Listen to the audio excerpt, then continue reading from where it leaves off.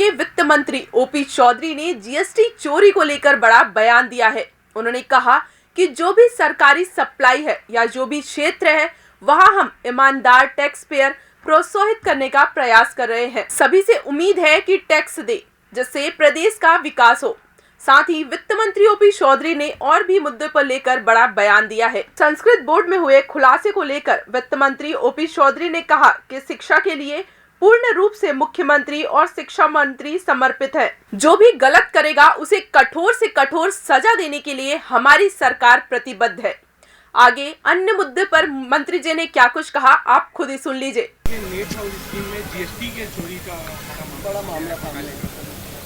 जो भी सरकारी सप्लाई हैं या जो भी विषय हैं, जहाँ भी जो भी क्षेत्र हैं, सभी जगह हम ईमानदार टैक्स पेयर को प्रोत्साहित करने का पूरा प्रयास कर रहे हैं और जीएसटी विभाग सभी चीज़ों का रिसर्च कर रहा है और जो बेस्ट पॉसिबल लोगों को जो जहाँ पे जो स्कोप है वो टैक्स सब पे करें, इसी से प्रदेश का विकास होगा, हम अपील भी करते हैं।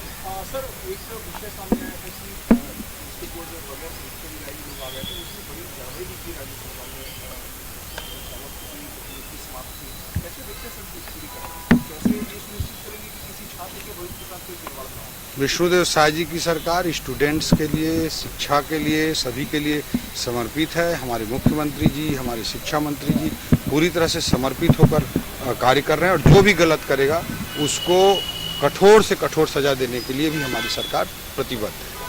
सर, बहुत सारे लोग जो विधानसभा चुनाव से लेकर लोकसभा तक के बीजेपी में शामिल हुए, अब पहले इलेक्शन में लगे और बताया डिस्पोजल की तरह पहले डिस्पोजल में खाते पीते से फेंक देते हैं, इस तरह के आपको क्या मानते हैं? भारतीय जनता पार्टी का जो परिवार है वो किस तरह से बढ़ा है, इसे पूरे देश ही नहीं दुनिया ने देखा है। 1984 पे जो पार्टी 2 लोकसभा सीटों पर थी, 2019 में वही पार्टी 300 से अधिक सीटों के साथ देश को पूर्ण बहुमत की सरकार नरेंद्र मोदी जी के नेतृत्व में दे पाने में सफल हुई है। आज 18 करोड़ से अधिक सदस्यों की पार्टी बनकर दुनिया के किसी भी लोकतंत्र में सबसे बड़ी पार्टी होने का, राजनीतिक दल होने का दर्जा भारतीय जनता पार्टी को आज दुनिया में प्राप्त है। पूरे नो बीजेपी को जानिए एक मिशन चल रहा है जिसके तहत दुनिया भर के लोग आज बीजेपी कार्यालय, राष्ट्रीय कार्यालय, प्रदेश कार्यालय आते हैं और विदेश से आकर के इस राजनीतिक पार्टी के कार्य प्रणाली को, पद्धति को, अनुशासन को, वैल्यूज़ को, मूल्यों को देखते हैं। तो ऐसी स्थिति में कांग्रेस जो कि एक डूबती नाव है, उसमें अगर उसके अध्यक्ष जी कोई कमेंट करते हैं तो उनके सर्टिफिकेट की भारतीय जनता पार्टी को, भारतीय जनता पार्टी कार्यकर्ता जो पहले से काम कर रहे थे वो भी, और जो आज कांग्रेस या किसी दूसरे दल से आए हैं उनको कांग्रेस के प्रदेश अध्यक्ष के सर्टिफिकेट की कोई जरूरत नहीं है। आज का प्रवेश उत्सव जो आप लोगों का जारी है, लोकसभा में जारी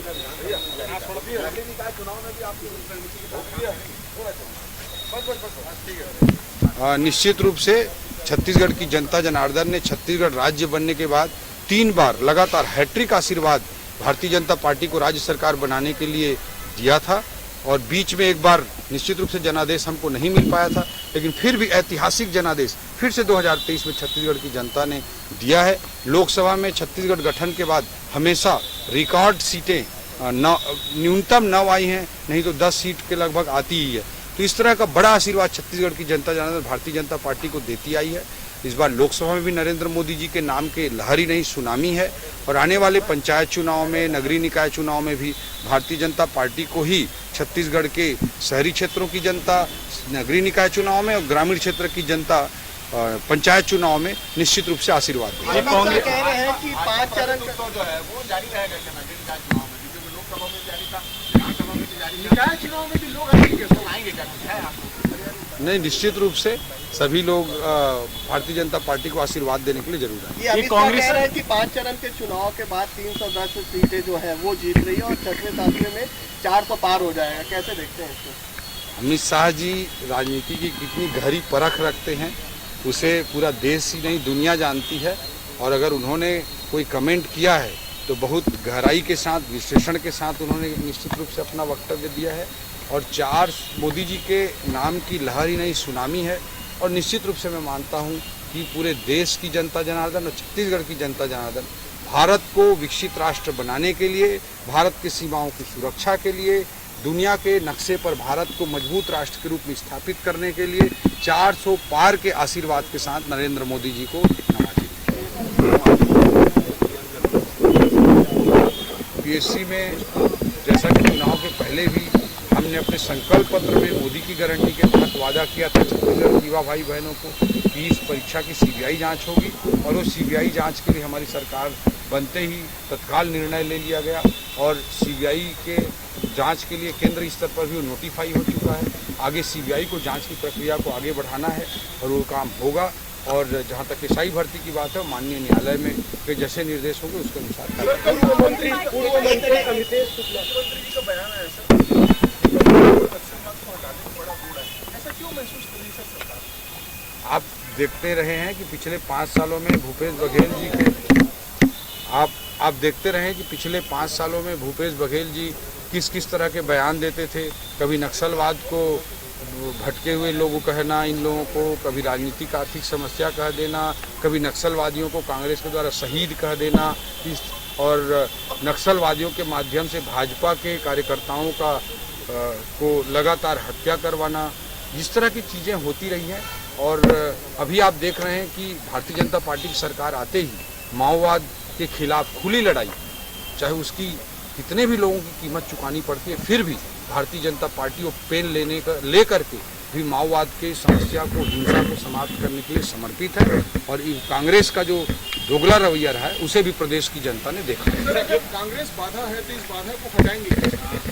निश्चित रूप से हमारी सरकार को छत्तीसगढ़ की जनता जनार्दन ने आशीर्वाद दिया है और उसी आशीर्वाद के कारण आज विष्णुदेव साय जी के नेतृत्व में माओवाद के खिलाफ में भी बस्तर में बड़ा अभियान चल रहा है।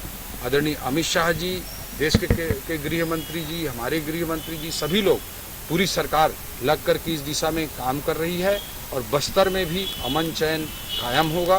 बस्तर भी जो धरती का स्वर्ग है, पर्यटन के एक बड़े केंद्र के रूप में मैं मानता हूं कि आने वाले वर्षों में उभर कर सामने आएगा। सर, नया बिजनेस सिस्टम लागू करने की तैयारी चल रही है टैक्स चोरी को रोकने के लिए।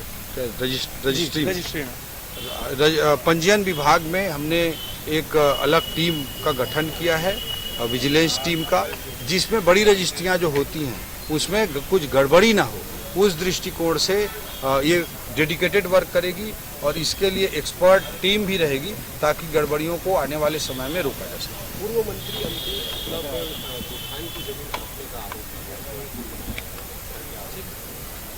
है। निश्चित रूप से अगर ऐसा कोई विषय है तो उसकी जांच की जाएगी और कांग्रेस ने तो कहीं, कांग्रेस के नेताओं ने कहीं कुछ नहीं छोड़ा। रेत में माफिया, कोयला में माफिया, शराब में माफिया, गोठान में माफिया, गोबर में माफिया, पीएससी में माफिया, हर जगह माफिया राज था।